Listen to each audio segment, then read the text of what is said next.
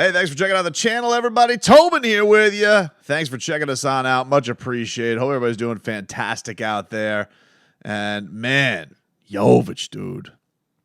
I got to tell you, my fancy is tickled every single time this guy's out on the court. I mean, it really is. It's impressive. It's impressive. I mean, it's hard not to look at what he's doing for Serbia and think about, man, very tantalizing talent. And you know the thing that's interesting about it is that the Heat are still, they're just kind of, with all the trade rumors going about, I don't know if these things are dead in the water or where things are at right now. There's some talks that the Damian Lillard stuff could pick up before camp, and we're just over a month away from Miami Heat Media Day. They announced today, actually, that they're going to be doing their annual scrimmage coming up on October 9th. But it is interesting, like, you look at how the Heat are treating Jovic on, like, the social media pages, and, like, they're celebrating him. They're celebrating his performances. You see him having lunch with Eric Spoelstra and all that type of stuff. So, pretty cool. Pretty cool to see that. And, man, the bounce passes full court and the step-back shots and the Jovic, dude. I got to tell you, it's whatever these trade talks come down to, whatever it is, I feel like that one's going to hurt, man. I feel like that one's going to hurt if he's in the Damian Lillard trade, and people keep sitting here. Oh, could you imagine, like, having a 19-year-old that looks like that talent and a Celtics fan wants to argue that Malcolm Brogdon is more valuable? We're like, oh, really? Mr. gets hurt all the time. The guy who said that the Heat weren't going to out-physical him but beat you guys in a series 5-2, basically. Crazy, man. The other thing that I wanted to touch on here, I don't know if you guys have seen this, right?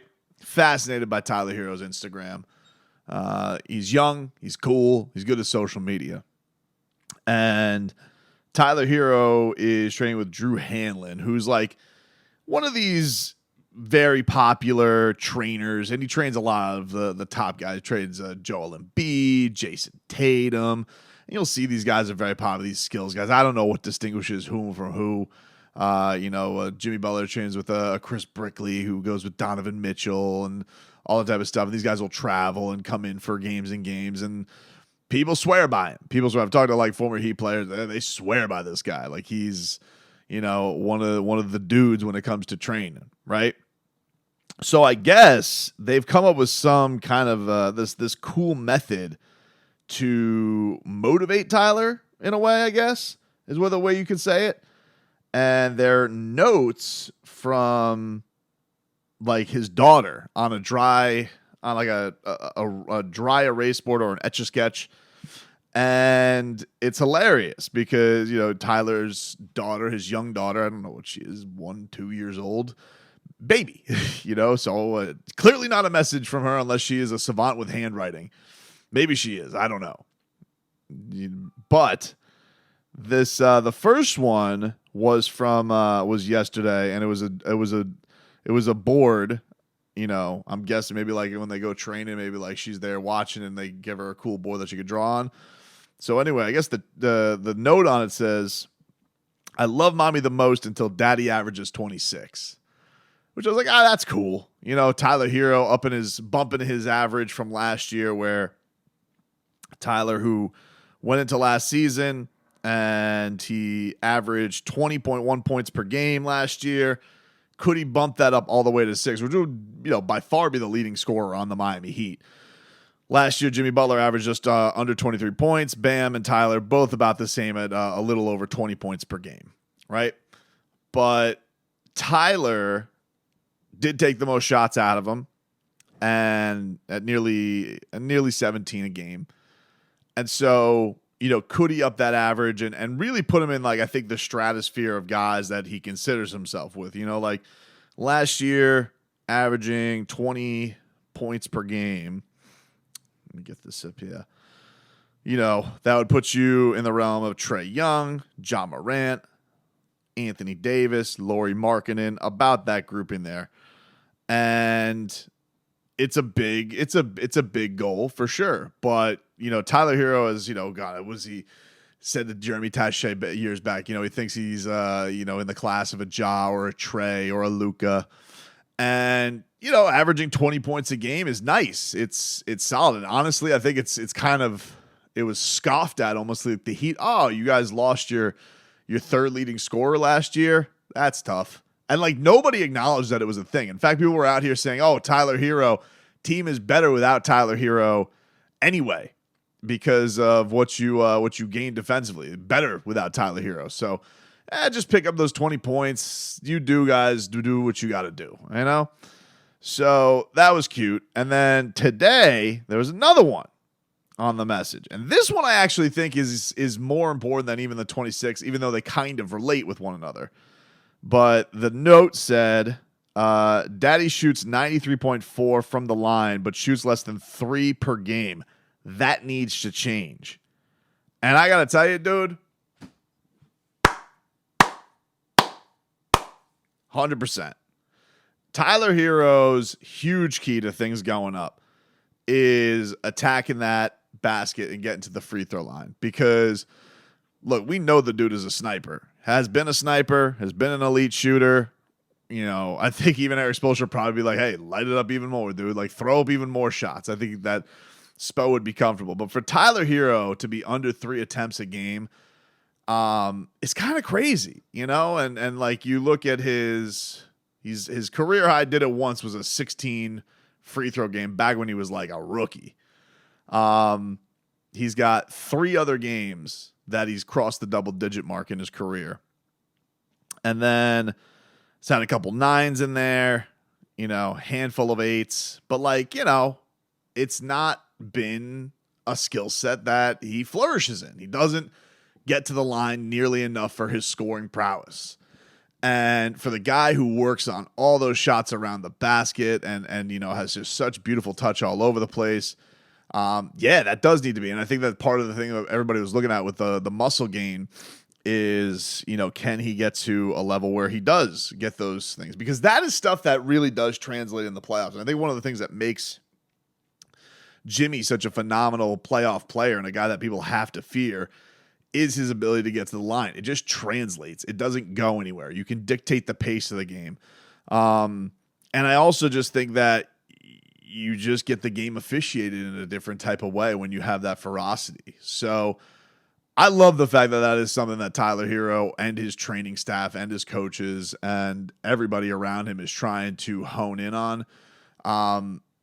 Because in all honesty, that is probably, if you can get a Tyler Herro who gets that kind of aggressive going to the basket, well, now you are talking about probably not just one of the nice young players in the league, but a guy who can turn into one of the elite players. It can at least get him, I think, to an all-star game if he can get to that level. And you're talking about, you want to get 26 points per game. You look at how effective he is as a free throw shooter. It's basically free money.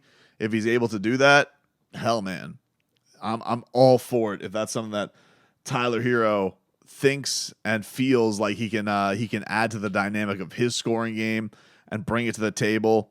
Because, you look at the team last year and Jimmy, who got to the free throw line in regular season nearly 9 times a game, Bam, little over 5, and then the drop to Tyler, who's at 2.7.